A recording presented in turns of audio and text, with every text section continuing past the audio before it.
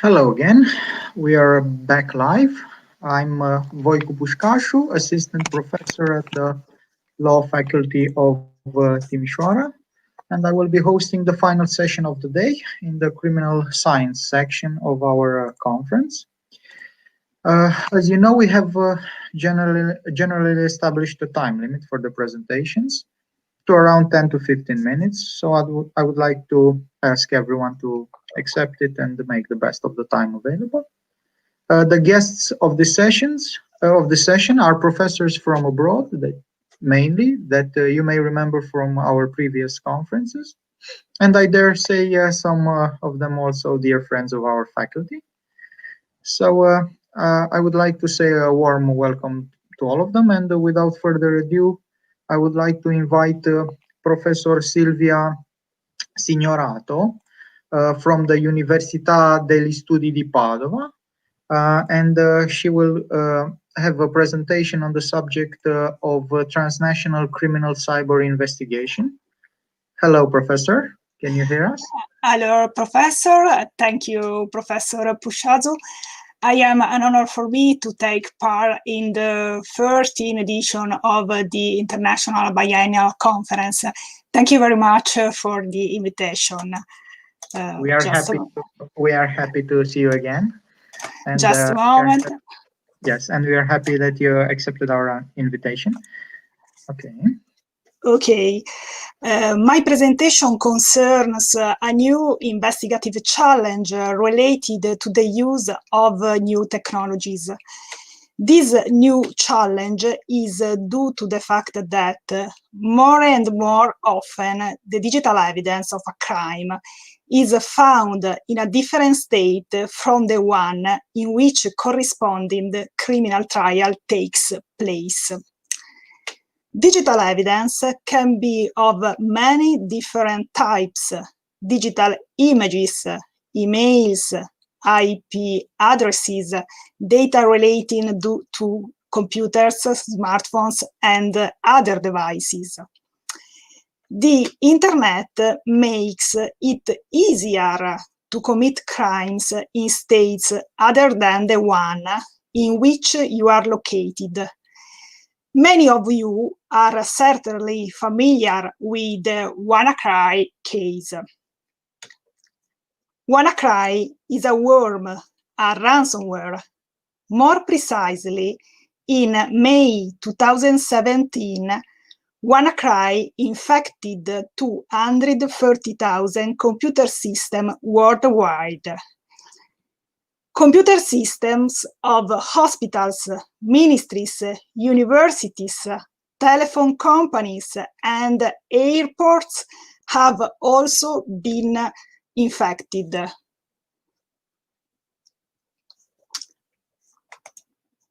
There are the problem with the connection. No, we can hear you very well. It's just that my friend was asking if you also have a slideshow.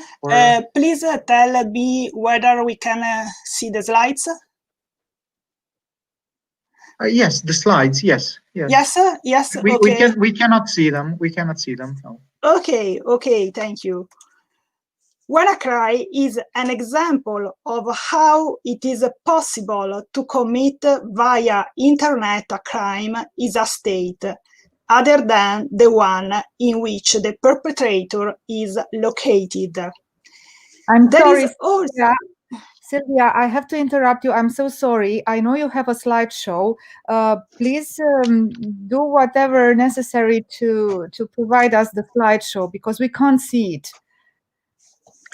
Just a moment. You can use the share screen option. The share screen option on the bottom of the Okay. Now it's okay.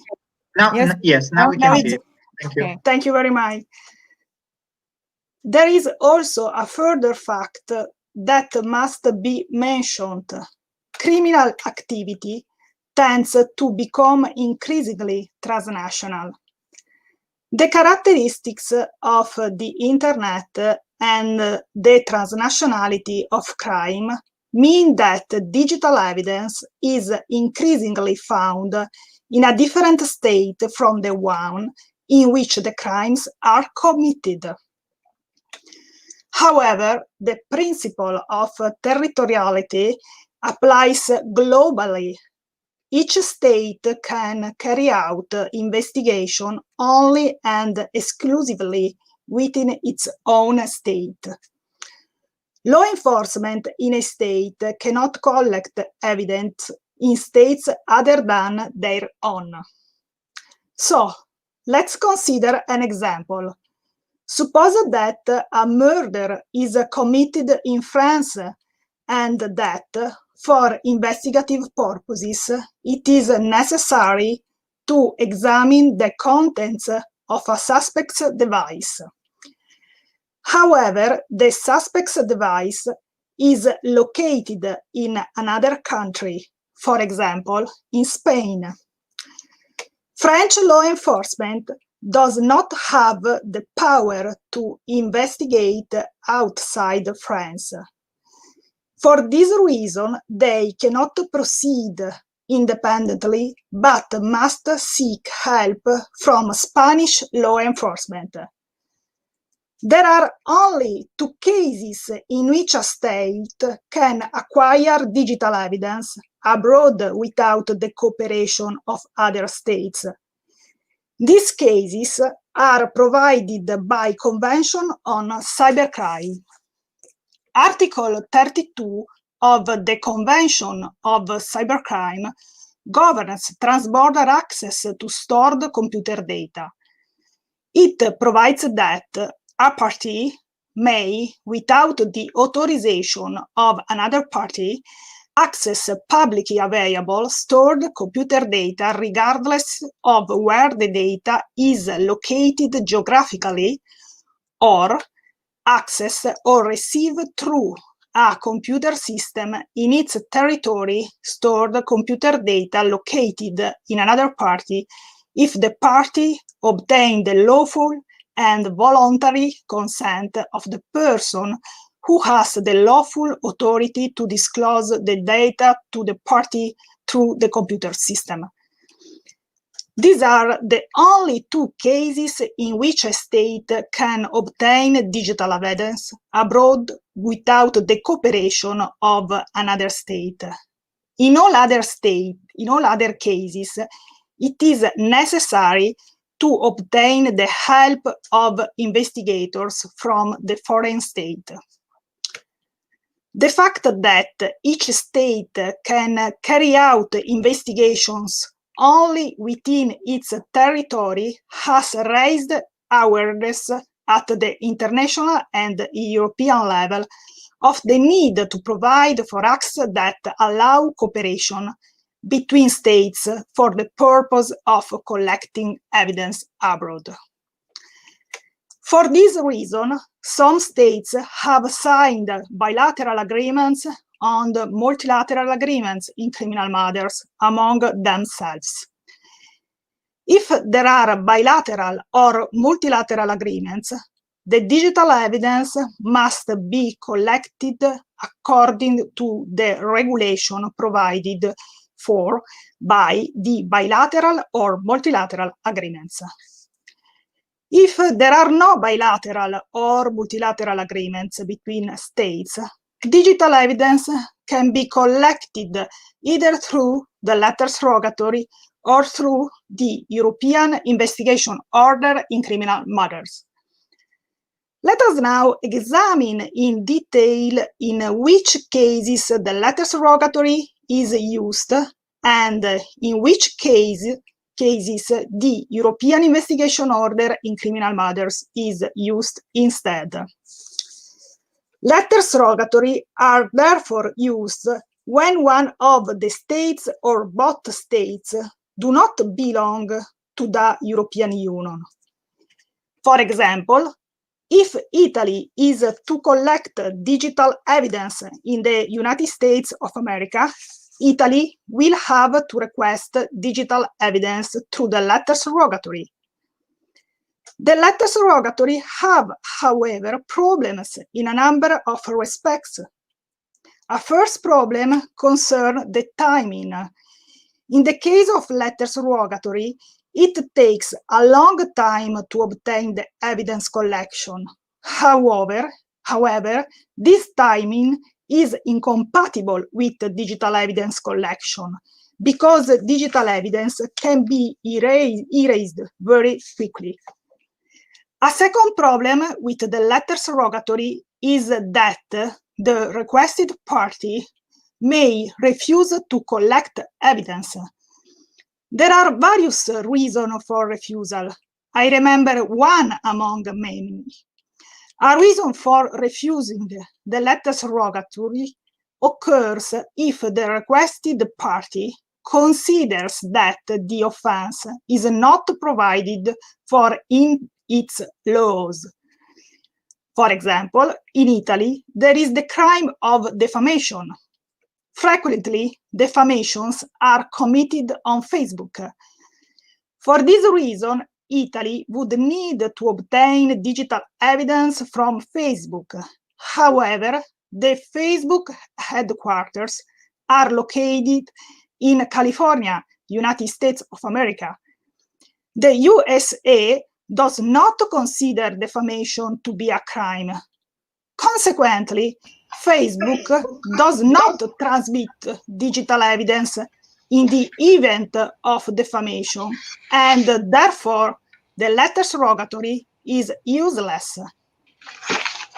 If a European state requests digital evidence from another European Union state, the letters rogatory are not used, but a different instrument is used instead. This instrument is the European Investigation Order in criminal matters. This important instrument is provided for by Directive 2013-41 of the European Parliament and of the Council.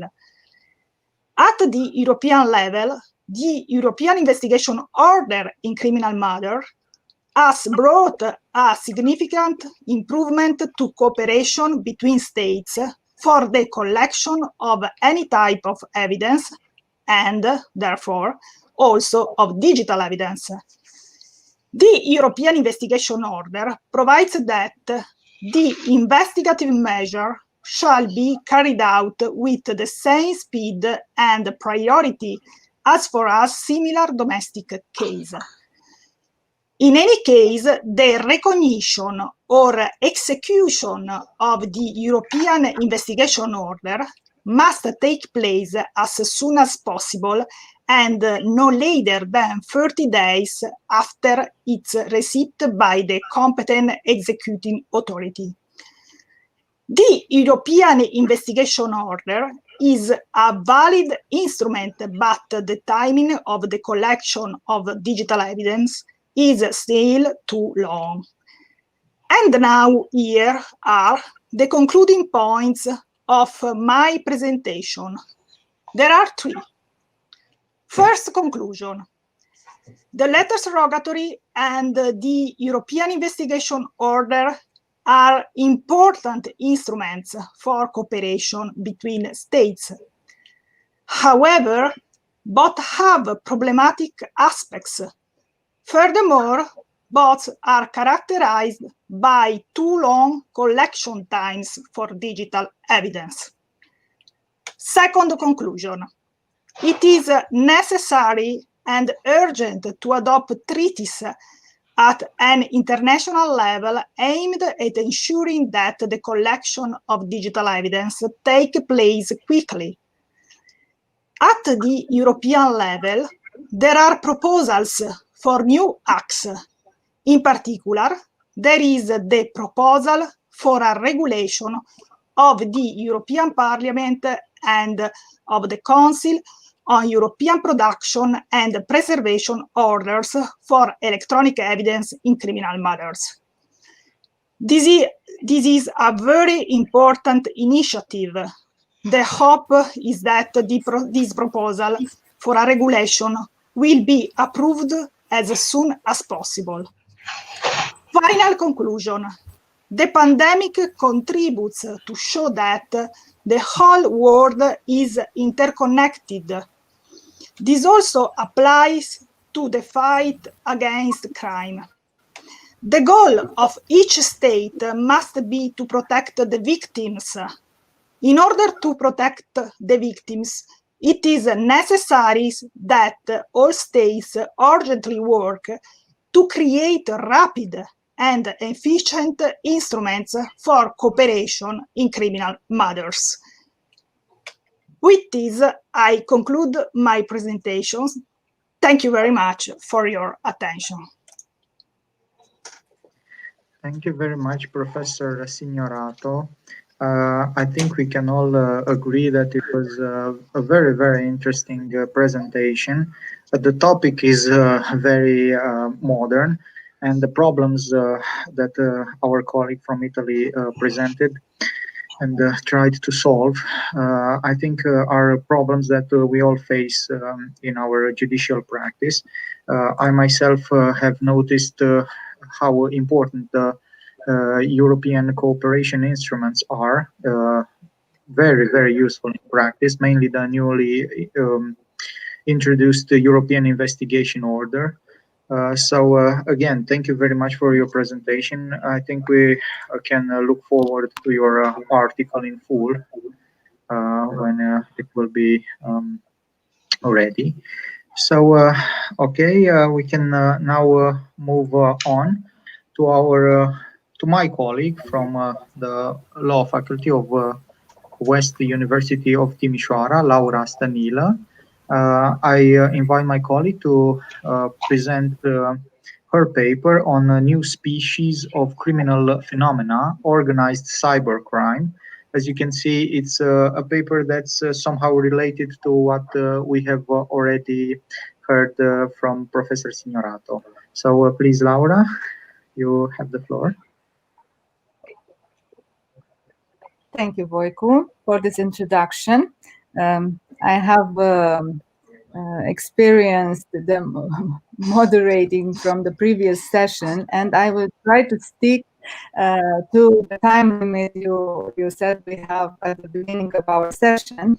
And now allow me to share my screen, and I will start my presentation. And please tell me if everything is okay, if you can see the slides. Okay. Yes, right now. You have to wait a little bit. It's a little bit delay. Okay, so my study for today, my second study for today actually is, as Voicu has already told you, new species of criminal phenomena, organized cybercrime. And I started with a joke because hackers have already organized, but the good guys have not. So let's see what's come out of this. So it's a very complex and large study. You can see here it has 9 parts, and of course I won't be able to refer to all details from each slide. So maybe it is better to start with some factual information. We can see here that organized crime is the most profitable type of crime nowadays, because if we compare the average loss per individual related to burglary in the US with the largest bank robbery in the US history, and with the annual cost of cybercrime to the global economy, you can see there's a huge difference in numbers, starting with $2,300 as the loss connected to burglary, to $445 billion as estimated as cost of cybercrime annually by the IBM. And of course, the same IBM has stated that approximately 80% of cybercrime attacks are driven by organized crime rings in which data tools and expertise are widely shared. So the first part, the newest challenge for the criminal investigators, social context. In this part, I'm emphasizing the increasing addiction of the society to technology, especially to information and communication technology. And this addiction has turned dramatic, and it has extended in the criminal area with criminals becoming specialized in committing online crimes and in using artificial intelligence. And of course, digital web networks seem the perfect playground for criminals who are taking advantage of their features: privacy, secrecy, velocity, the possibility for dissimulation. And this led to the rise of a new type of organized crime, that is organized cybercrime. And what is this organized cybercrime? Is it the same as organized crime? Is this a branch of organized crime, or is it something very new? Which are the distinctions between the two terms? So I start this part with the question: would it be accurate to refer to organized cybercrime as organized crime in cyberspace, or do these notions differ? So first, if we consider cyberspace as a medium for traditional organized crime, a space where organized crime carries out its activity, but then organized cybercrime is in fact a subdivision, a special type of organized crime. That means there had been a migration of traditional organized crime to cyberspace. Then the structure, purpose, and operations of organized crime are the same in the case of organized cybercrime, while the area of carrying out criminal operations, the IT specializations of the members of the organized criminal group, and a specific modus operandi implying specific techniques and methods, for example, phishing, botnet trade, malware use, etc., are features characterizing organized crime in cyberspace. In other words, if we think as organized crime like this, then it's a new branch of organized, traditional organized crime, which had extended its activities to cyberspace. But if we consider cyberspace as an enabler for organized crime, then organized cybercrime becomes a new distinct type of crime, which shares few features with traditional organized crime, which leads to the conclusion that organized groups are focusing on committing only cybercrimes, act only online, and this leads to the appearance of a new form of organized crime characterized as organized structures operating solely in global information networks and committing only cybercrimes, as I already told you. Which are the types of organized crime groups? Because this was a topic for discussion starting with 1998, 2000, and then in 2012, it was stated that about 80% of cybercrime could be the result of some form of organized activity. And the present doctrine has identified 6 basic organizational patterns of cybercrime, which could be grouped into 3 main types: type 1, type 2, and type 3. Type 1 is characterized by acts essentially committed online with the reputation of the members in online illicit activities. And this type 1 organized cybercrime groups are subdivided in swarms and hubs. Swarms, think about bees, are called, and I quote, disorganized organization with common purpose and without leadership. These are actually types of networks and have minimal chains of command. Then we have the hubs, which have a command structure and are more organized than swarms and involve a focal point called hub of core criminals around which peripheral associates gather. Type 2 is characterized by operating both online and offline, and is subdivided into clustered hybrids and extended hybrids. The clustered hybrids type cybercrime groups are focused on criminal acts which are committed by a small group of individuals using specific activities and methods. And those activities are driven by profit. And they resemble very much with hubs, but the distinction is that they act both online and offline. On the other hand, extended hybrids are less centralized, and they include many associates and subgroups and carry out a variety of criminal activities, and they retain a level of coordination.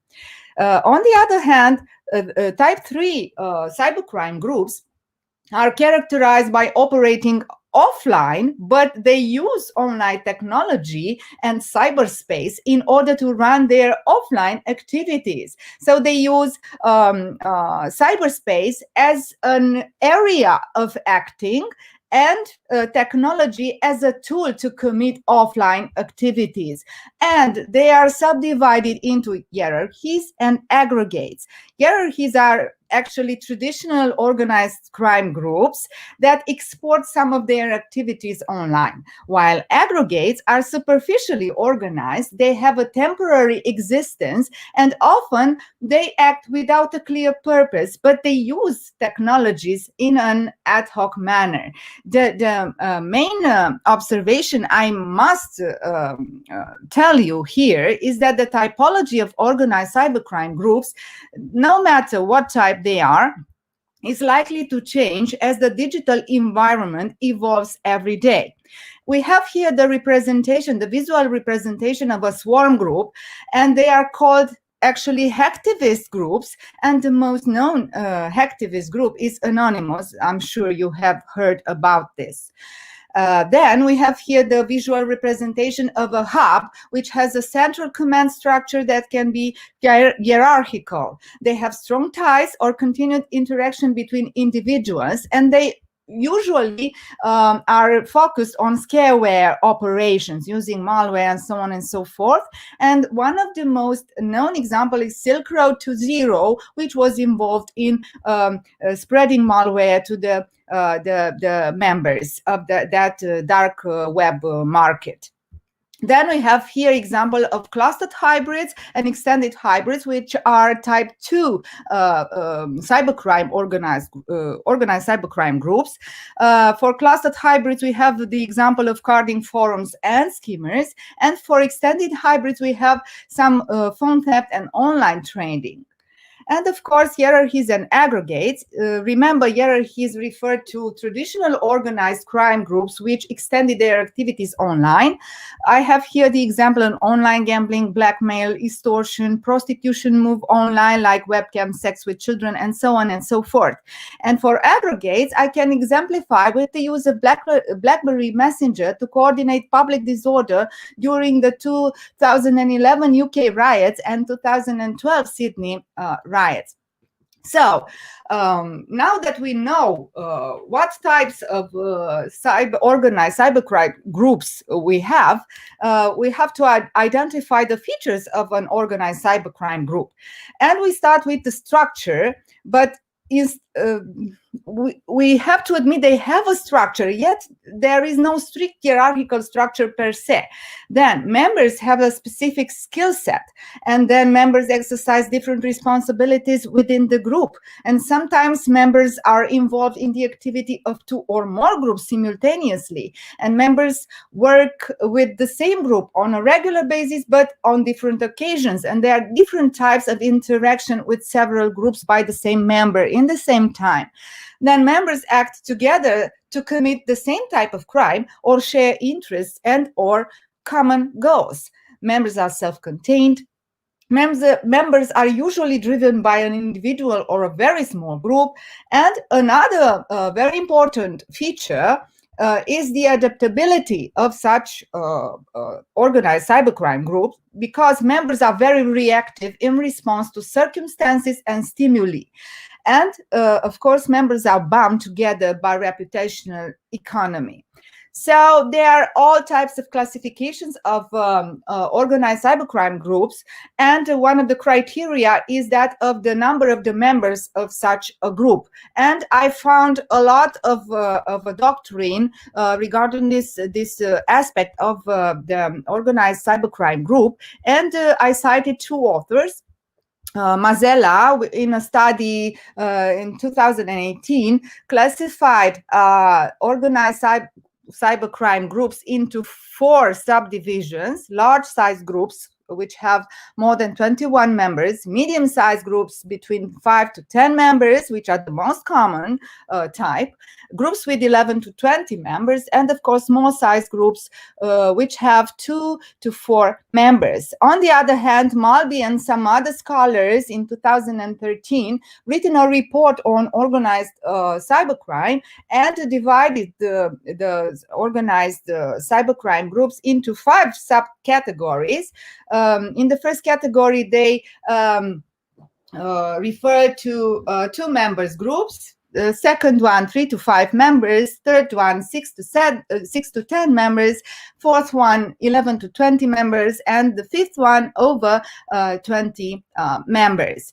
Of course, because the organized cybercrime is an increasing phenomenon with huge implications for the economy and for the civil society, it has become the focus point of the Europol preoccupations, because Europol, in its Internet Organized Crime Threat Assessment report from 2018, 2019, and 2020, known as IOCTA, has referred to the three directions of organized cybercrime: cyber-dependent crime, online child sexual exploitation, and payment fraud, and also referred to other very interesting aspects on the contemporary cybercrime, organized cybercrime, which are criminal abuse of the darknet, the convergence of cyber and terrorism, and cross-cutting crime factors.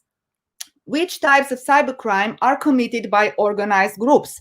Well, we have to start by try to give you a definition of the cybercrime, because some of the scholars refer to cybercrime as computer-related crime, and some others refer to cybercrime as criminal acts committed using electronic communication networks and information systems, or against such networks and systems. And these scholars consider that computer-related crime is a too narrow expression and does not refer to all aspects of cybercrime.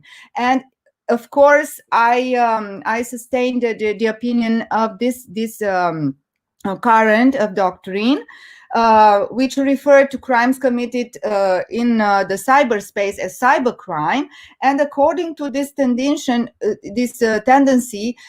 we have two types of cybercrimes: target cybercrimes, which involve crimes in which a computer is the target of the offense, and tool cybercrimes, which involve crimes in which a computer is used to facilitate a traditional crime. Also, we can refer to cybercrime in a more particular manner, including cryptojacking, credit card fraud, software piracy, cyber extortion, identity theft, cyber espionage, exit scam, and so on and so forth.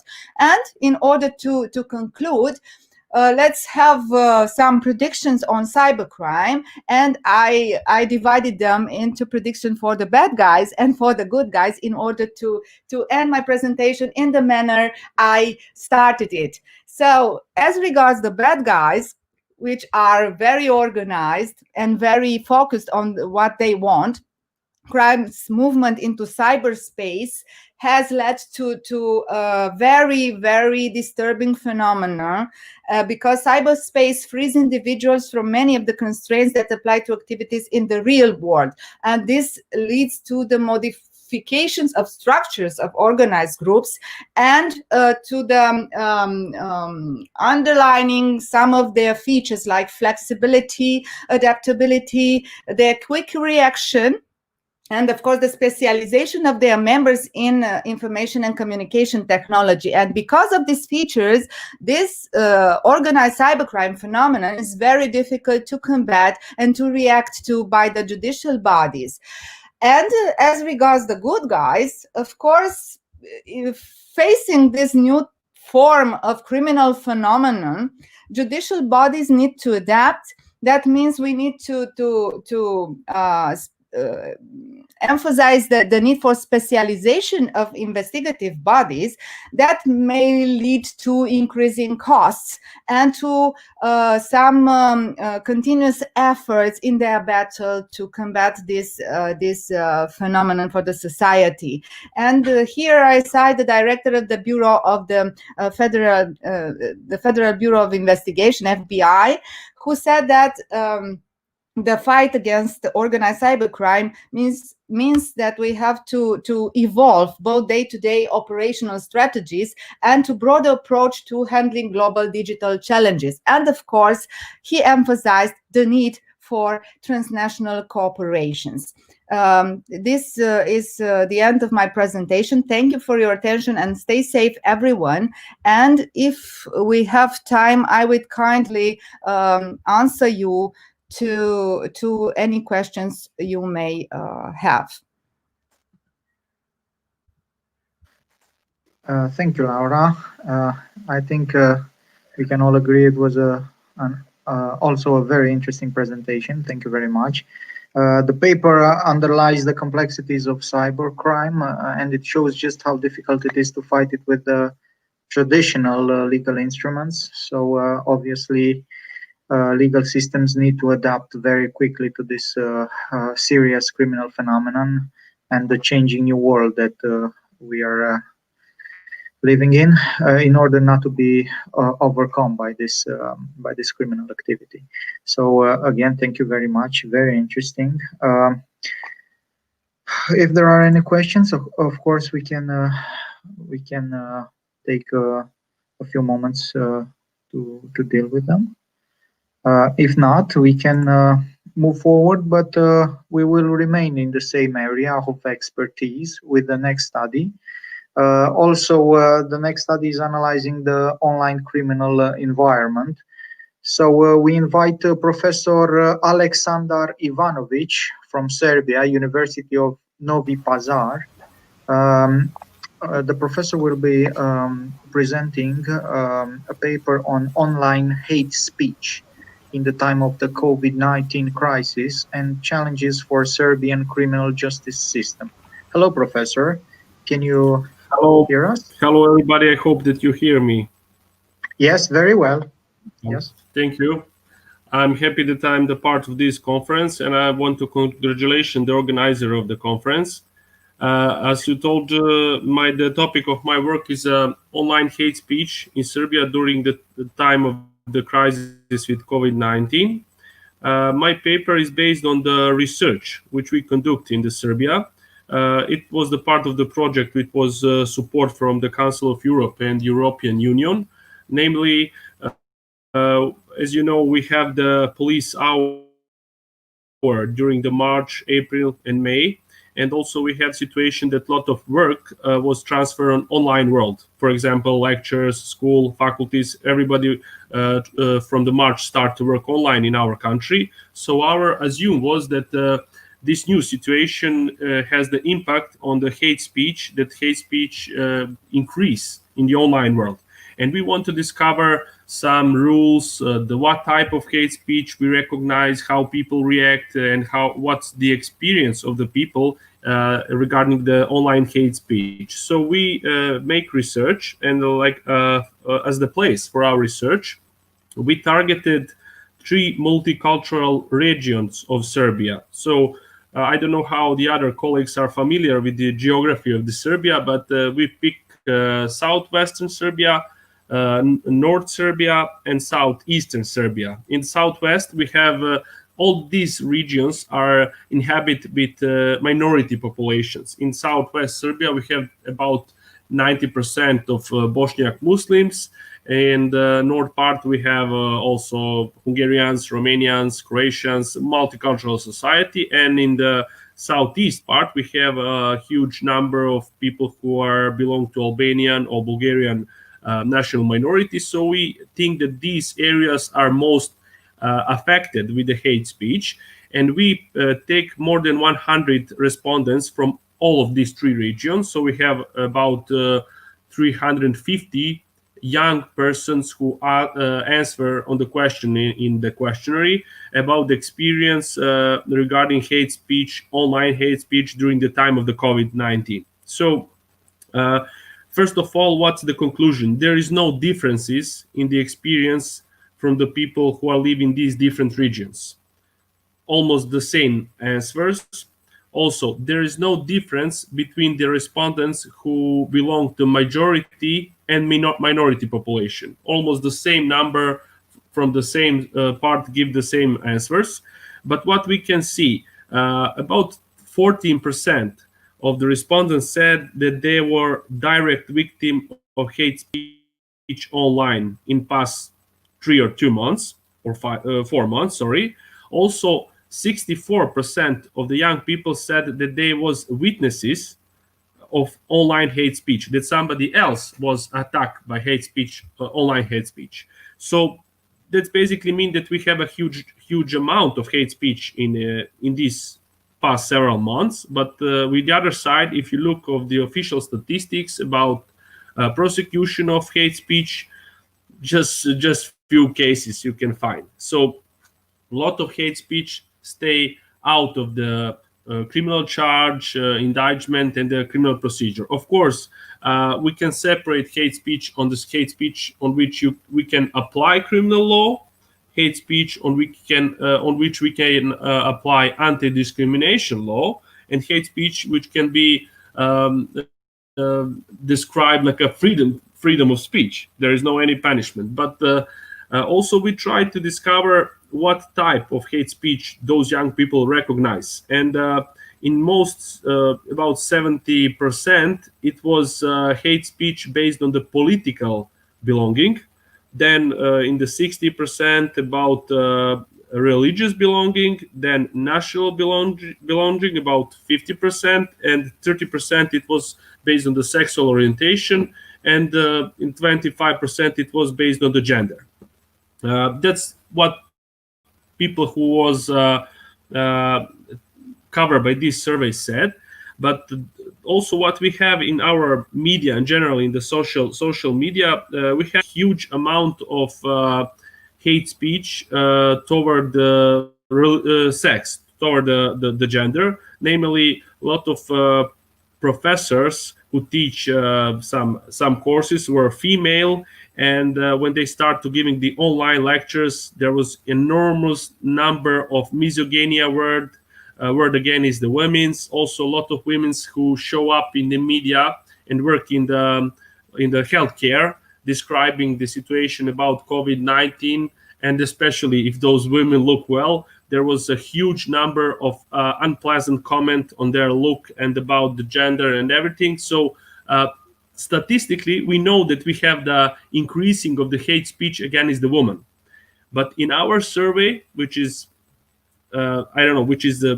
for me was disappointing, the respondents who was the female don't answer that they feel that this also affect to them. The same number of male respondents and the same number of female respondents say that there was the witnesses of the hate speech. Even we know that there's a huge increasing the hate speech against the woman. And also the problem is in one of the questions we ask, okay, if you notice the hate speech, do you know a procedure or who or how you can report online hate speech? About 65% of respondents say, I don't know the procedure. And remember, the respondents was young persons who use internet, social networks, so they know how to use the modern technologies. So our conclusion also is described in this work that institutions like the Ombudsman or Commissioner for the Protection of the Equality are not so visible to young people, so they don't know to who report the hate speech, online hate speech. And also we have a problem even when those people report to NGO sector cases of hate speech, and we have some independent body, we call it like a press council. It's independent body which doing the monitoring of the hate speech in the media. And when somebody reports hate speech, they make an appointment to decide are there any violation of ethical codex of journals, and if they conclude that there is, they call that media and send, you must remove that content from the media. So we sent, because I also work in NGO Monitor from Novi Pazar, we sent several reports on the online hate speech, and it take approximately 3 months to this press council to make decision and to force some media house to remove unpleasant content from internet. So the problem is the system is too slow. You can imagine if some contents of hate speech stay 3 months in some media, it produces more and more hate speech. So even if we speak about this hate speech on which we can apply anti-discriminatory law, our system is very, very slow. With the other side, if we speak about hate speech on which we can apply criminal law, situation is much worse. There is no at all any criminal charge, and there is a space for that. But I think that the crucial problem is reporting to police, to prosecutor. We have a special unit for computer crime who do the investigation in this field, but unfortunately, I think that the citizens, NGOs, and other sectors don't have enough capacity to report these cases. So, at our conclusion of work, we propose that in the future time we should work more on advocating, on the promoting of the way how hate speech can be reported in the way with the aim to increase the number of the reports and criminal charges for these cases. So that's it. Everything what I want to say about this topic, and also I would like to hear maybe the experience with this problem in your countries. Thank you. Thank you very much. Again, a very interesting presentation. I would like to ask you briefly if you can mention a phrase or two on how well prepared the criminal legislation is in your country to answer such a criminal phenomenon. Do you have a specific legal provision in your country for online hate speech, or the general provisions apply to this phenomenon? Unfortunately not. We have just general provisions. I don't know if you're increasing the hate based on the religions or endangering somebody's security. We don't have any special criminal offense. Maybe also the solution can be that we introduce some new criminal offense regarding a hate speech. And also, even for the practitioners, I speak a lot with the judges and prosecutors. In a lot of cases, they don't sure is this case a hate speech, or maybe the hate crime, or maybe it's some misdemeanor. So also we need education of also the professional staff in the police and prosecutor, and also that is one of the causes of less criminal charge in our system. Yes, I completely agree with your observation, because I also noticed in Romania that you need legal professionals that are well trained to answer this phenomenon. Otherwise, it's no use if you have legal provisions, because they won't be applied to these cases as it should happen. So that's why we in Romania, the Romanian legislator is currently considering adapting the criminal legislation to answer properly the online hate speech, which is also an expanding phenomenon in Romania, mainly because, as you said, due to the pandemic, the online activity has grown considerably. But as you said, also in Romania, I feel that we are 2 steps behind this criminal activity, because, as I said, we don't have at this moment some special provisions in the criminal penal code to answer this phenomenon explicitly. And then we need the legal professionals who are well trained and can answer and can adapt very quickly to the various challenges that this phenomenon imposes. So yeah, I think we are dealing with the same situation here. Thank you very much. Thank you very much. A very, very interesting presentation. Thank you, Professor. Thank you. It was my pleasure. Okay, we're very happy that you could join us and present your paper. Okay, we can move on then to another very interesting topic, I think, and I would like to invite Professor Matko Pajcic. I hope that I pronounce your name correctly, Professor. Okay, from the University of Split. The professor will present a paper on the independence of judiciary and mutual recognition of judicial decisions in European Union, something that I deal with on my activity as a judge in Romania. So I'm very interested to see what you have to say on this topic.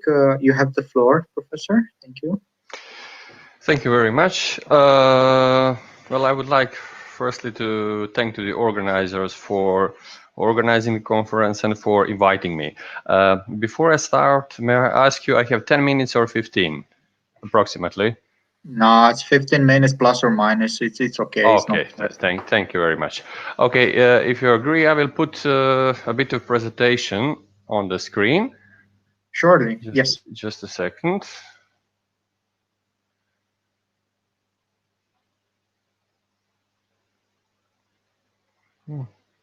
Sorry.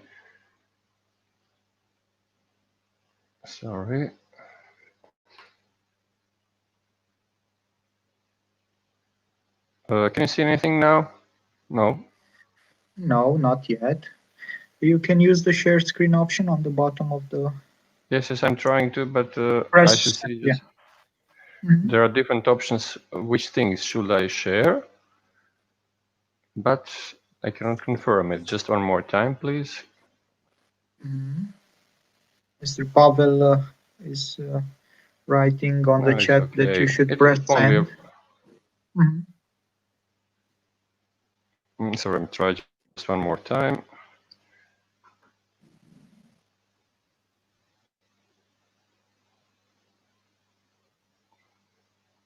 Okay, it says that perhaps I should use another internet browser, but it doesn't matter. I will. Okay. I will put my lecture on this way. I have part of it on the paper. The topic of my lecture is a bit different, so I feel a bit like outsider within this all technological lectures, but not quite an outsider, because if I may just put a spoiler a bit from this year on my university, we have optional subject for students, cryptocurrencies and law. And so this was all very interesting for me, the previous lectures, although my lecture of today is something quite different. It has nothing to do with technology, but it has to do a bit with politics and the influence on politics on judiciary. So a bit of hot topic. As we all know, mutual recognition is the principle on which the cooperation in criminal matters within EU is based. The Court of Justice, in one of its judgments, said that EU law is based on the fundamental premise that each member state shares with all other member states and recognizes that they share with it a set of common values on which the European Union is founded. These values are mentioned in the Article 2 of Treaty of European Union, where it says that the Union is founded on the values of respect for human dignity, freedom, democracy, equality, and among others, what is important for this topic, rule of law and respect for human rights. And the Court of Justice further explained that exactly that fundamental premise, that each member state share these values, that they respect them, is the base of mutual trust. And this mutual trust is, of course, based for mutual recognition, which facilitates the cooperation between member states in criminal matters, especially within the Schengen area where there are no internal borders. Yes, but what happens when some member state adopts some reforms in their legislation that seriously undermine or even violate rule of law? Does that mean that mutual trust does not exist anymore? Does that mean that perhaps in relation with that country, the principle of mutual recognition doesn't apply anymore? We shall say a few words now on the independence of judiciary and rule of law. There is no even widely accepted definition of the rule of law, but almost all can agree, and I believe we all can agree, that judicial independence and independence of judiciary is definitely one of the requirements, one of the key elements of the rule of law. And the things are a bit more complex with the rule of law within European Union because of the relation between European law, member states law, and so on. And of course, to be able to understand judicial independence, we have to consider the ways on which the politics, executive and legislative branch, can influence the decision making of judges or can influence the work of judiciary as a whole. When I say judiciary, I mean not only courts but also public prosecution services, which is perhaps even more important. There are some studies on the relation between de facto and de jure independence of judiciary, but now we really don't have the time to go deeper into such. As a state, in the last 5 years, one member state of European Union adopted some reforms that are widely considered by many as a serious undermining of the rule of law and independence of judiciary in that state. That is Poland. I will say just a few words on the nature of these reforms. The merging the Minister of Justice and the role of General Prosecutors, then the changes of legislation regarding Constitutional Court, Supreme Court, National Council on the Judiciary, which is in charge for disciplinary proceedings against judges and prosecutors, and changes regarding ordinary courts. What was European Union? What has European Union tried to do? What was the reaction of European Union to these changes of judiciary? The European Union bodies consider this first as a clear risk of endangerment of the rule of law, and then later with some further changes, they consider that, I'm sorry, I forgot to put this back. I apologize, I completely forgot about this one. No problem there. Sorry, one more time. What has European Union tried to do? What are the different mechanisms that we can address rule of law violations in some member state? The first one is political mechanism from Article 7 of Treaty of European Union. There are two forms, Article 7 paragraph 1 and Article 7 paragraph 2. In essence, it's a political, not a judicial, it's a political tool for enforcing member state compliance with the rule of law.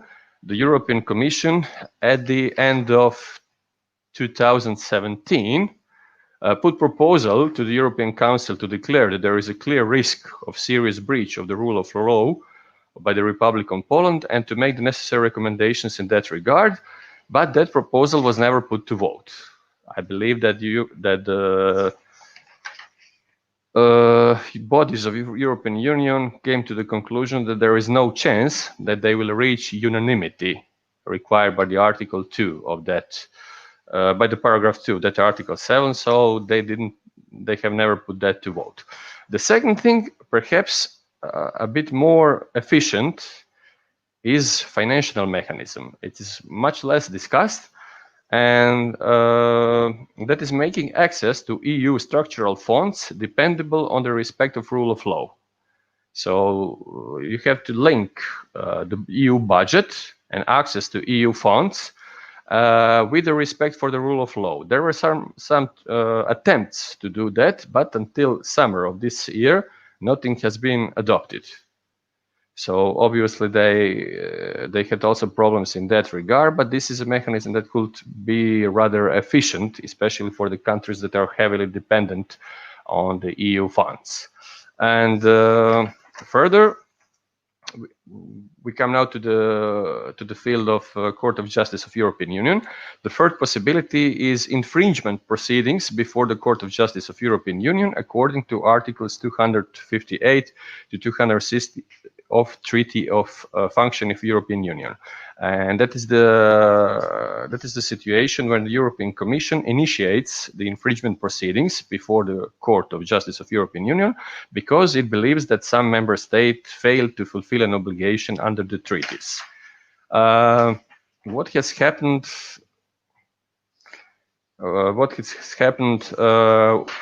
With these infringement proceedings?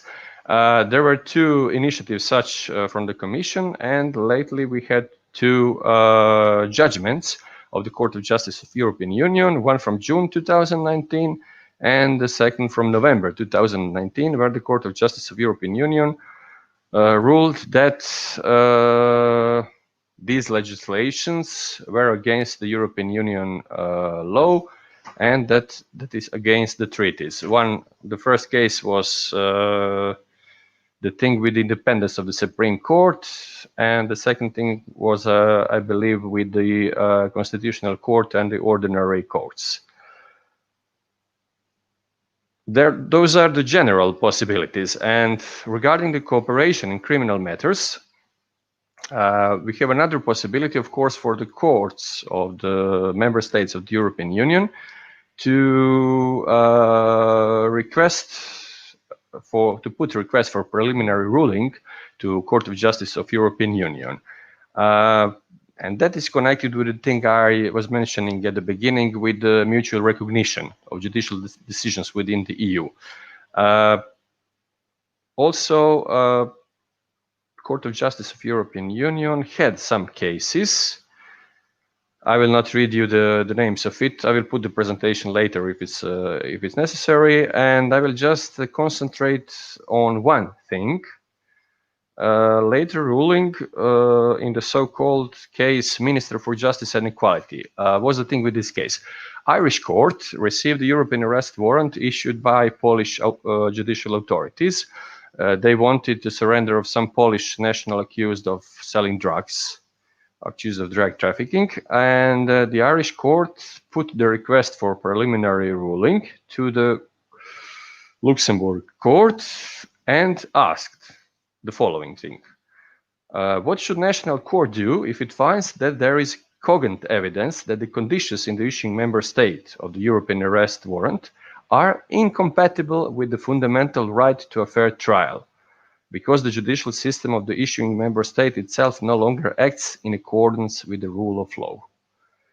And the second thing, the second question was, must the competent authority of the executing state necessarily carry out any further assessment, specific and precise, as to the exposure of the individual concerned to the risk of unfair trial, where his trial will take place within a system no longer operating within the rule of law?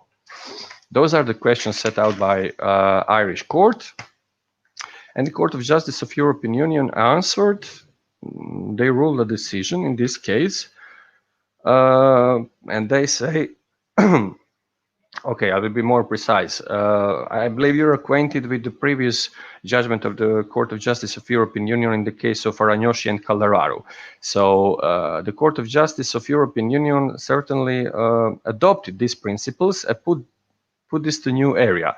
And the court, Luxembourg court, said that the executing judicial authority, where they have to decide upon this surrender on the basis of European arrest warrant, they must establish first if there is a material that indicates that there is a real risk of breach of the fundamental right to a fair trial because of systemic or generalized deficiencies in the judicial system of the state. The Irish court had, of course, this proposal of European Commission that I mentioned earlier for the infringement proceedings before the Court of Justice of European Union. But the Luxembourg court said also that is not enough.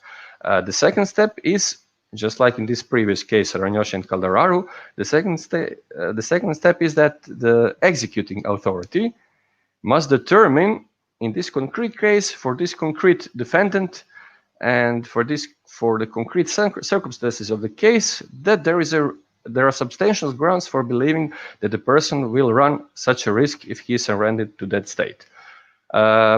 This second requirement is a bit hard, and therefore it's not a wonder that the Irish court at the end surrendered this person to the Polish court who issued the European arrest warrant. So our comment should be that the Luxembourg court tried to reach some equilibrium between the need to secure cooperation and to maintain cooperation between member states, not to completely destroy the principle of mutual recognition, and which is based on mutual trust, but on the other hand, to protect the human rights. After that, it is very interesting to mention, and it is much less discussed in the literature, a judgment of German court, higher regional court, Oberlandesgericht in Karlsruhe, who they found themselves in the same situation. They had to decide upon the European arrest warrant issued by Polish judiciary body looking surrender of some Polish citizen accused for something. I don't know if it was drug or something else, but in this case, the German court asked, according to Article 15 of the European Arrest Warrant Framework Decision, they asked for some additional questions, and after receiving part of that additional questions, they temporarily suspended the extradition of that person, and they released him from detention, and they even wrote in that decision, even if we get the rest of the answers to our questions, we don't believe that anything will change. So it was the first case that the court in the member state practically refused to execute the European arrest warrant, and Norway, although not a member of European Union, some commission Norway also said that they will not apply the principle of mutual recognition in criminal matters in relation to Poland. So what could be the conclusion? I still have 1 minute. In the situation where the politics is unable to achieve maturity required to determine the existence of violation of rule of law, according to the Article 7 of Treaty, the Court of Justice and the Court of National States face hard task of securing respect for rule of law and human rights without completely destroying mutual recognition principle. I believe that mutual trust effectively doesn't exist. We can prescribe that. We can say that the European Union is based on the mutual trust. We can say that we all share the same values, but you cannot prescribe trust. If there is no real trust, then it will show itself in the practice. And so we can say that mutual trust in EU law is at best a rebuttable presumption. It can very easily be proved otherwise. And as Vasilis Mitsilegas wrote in one article, the trust is in practice no longer supposed or presumed. Now I believe it has to be earned. And there is, I believe, real possibility that some inner circles between the countries that trust each other and that don't trust each other will be created within the European Union. So this absolute or blind trust that we had for some times, I believe it's unfortunately or fortunately, depending on the opinion, gone. Apologize for this 1 minute longer, and thank you for your attention. Thank you very much. I also find your presentation to be very much on my interest field, because in practice we deal with these sort of issues on a quite a frequent basis. Some of the decisions that you mentioned regarded Romania, also Poland, of course. So when I read those decisions, the first question that came to my mind was, okay, what's with the mutual trust then? Is it there anymore, or as you said, you need to prove it from now on? It's not a presumption anymore. So this matter that you talked about very much concerns Romania too, as you may know. The main problem actually concerned the criminal legislation reform initiated some 2 years ago, that affected the fight against corruption and also affected the independence of the judiciary, mainly by the newly created prosecutors union regarding offenses committed by the magistrates. So it's a special unit in the prosecutor's office. So the Romanian courts addressed questions to the Court of Justice of the European Union concerning the compatibility of these reforms with the European legislation, and we are waiting for the decision from the European Court any minute now. But the mutual trust principle and the exceptions to it also interest Romania on a different level. As you said, it's the problem of improper conditions in Romanian prisons. So that's the case with the Arăñoși Caldera or something like that. Yes. Yes. So it's there where the Court of Justice raised the problem of the mutual trust concerning Article 3, I think, of the European Convention on Human Rights. So yeah, it's a very interesting topic. We deal with this problem on a daily basis. We have some detainees, some Romanian criminals that have committed crimes in, I don't know, UK or Germany. And even though there is an European arrest warrant, they ask us, okay, we have your Romanian citizen here. We have found him. We have arrested him, but we will not turn it over until you have given us enough assurances that the prisons in Romania or the arrest places in the police departments fulfill all the requirements of the Article 3 of the Convention of the European Convention on Human Rights. So, as I say, it's a problem that we deal with on a daily basis almost. But very, very interesting article, and I look forward to reading it in full. Okay, thank you very much. I think this presentation was the final one of the day in our criminal science section of the conference. So we thus concluded today's meeting. But we would like to invite everyone to rejoin tomorrow morning when we resume our debates at 9 o'clock in the morning. Thank you for participating, and thank you for your fascinating studies. I think they all are very, very interesting, and I look forward to reading them. But even though they, touched some different subjects, but I think they're very modern, and they express the problems that we deal with today.